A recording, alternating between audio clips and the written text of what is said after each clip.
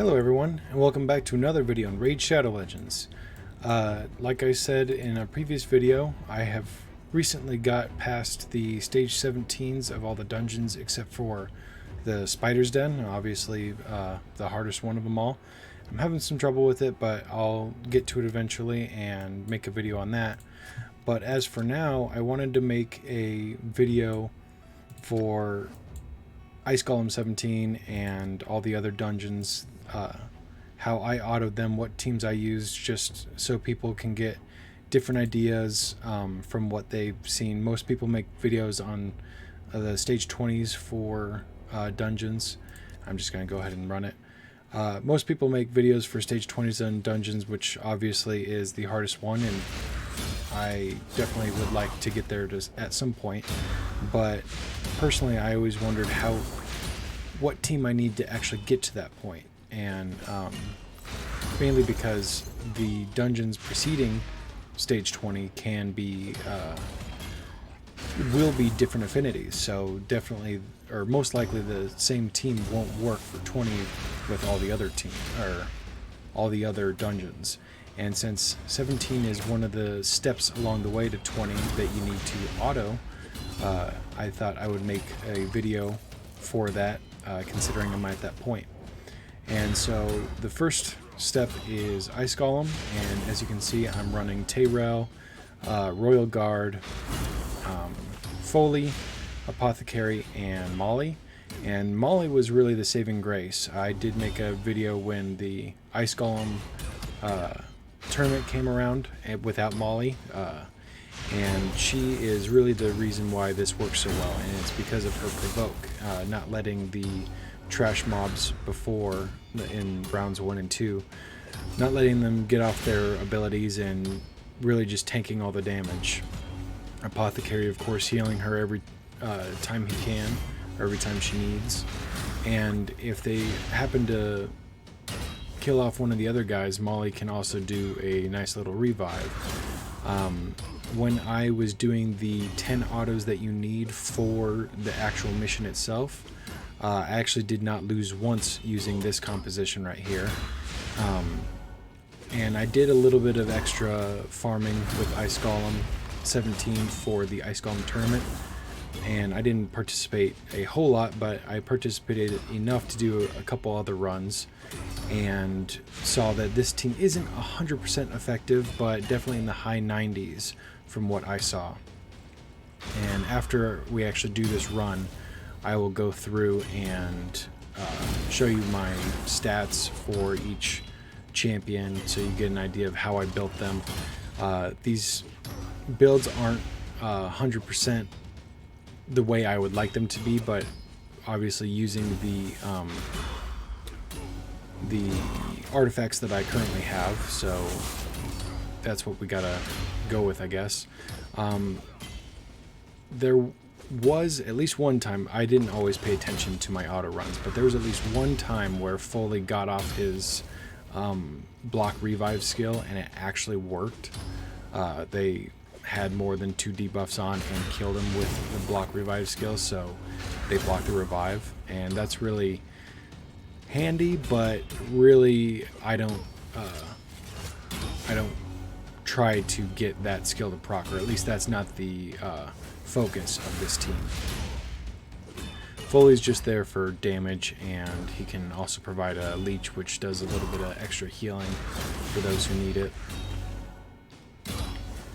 And oh, and he also can't be frozen. I just saw his living armor proc, which means he would have gotten frozen just then, but he is not. He didn't get frozen. He got a turn meter boost and a little heal, so that's always a nice little bonus if that does proc.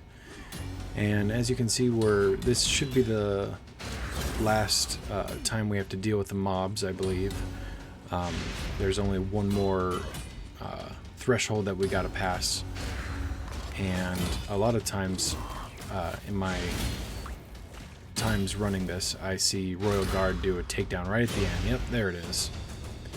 And there we go. I got a best time of 2:07 actually, so this one was a bit longer than some of my other runs, and I'm just gonna sell this because it's 4-star, and really you don't need accuracy and resistance. You really kind of want some better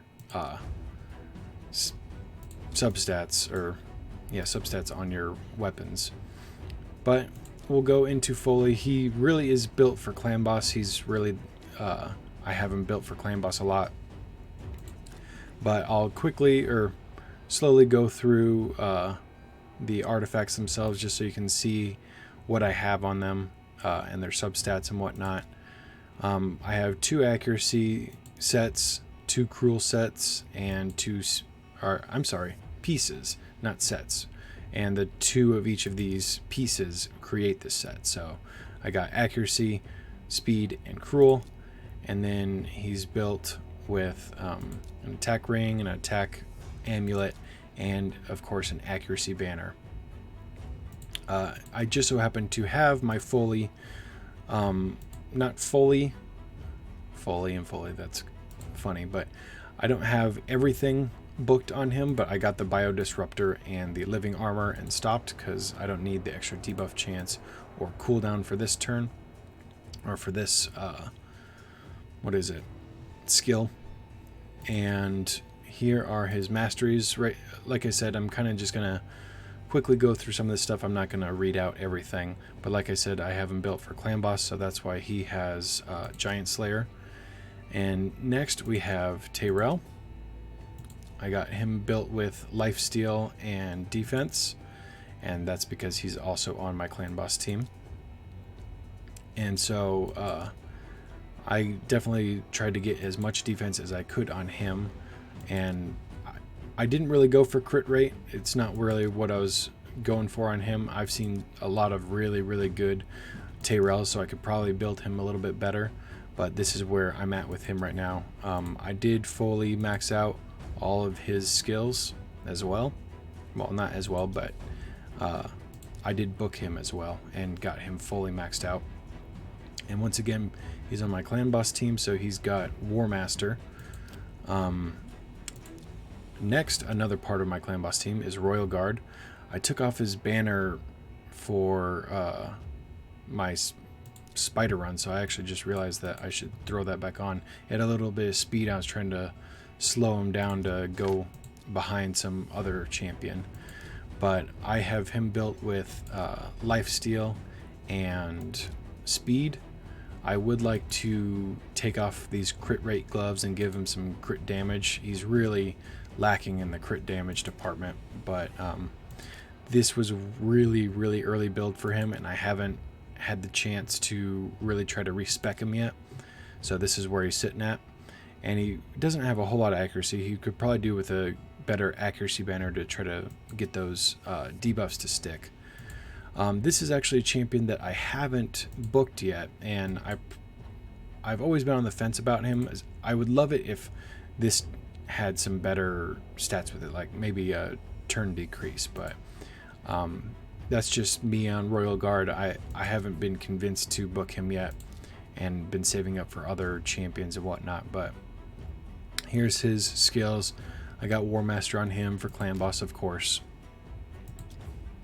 Next we got Apothecary, and he's probably my weakest in terms of how he's built, because I got this guy really early on in my game and I've never bothered to respec him because I had a decent speed on him, and I haven't really spent the time to try to get better speed substats or just replace the gear in general.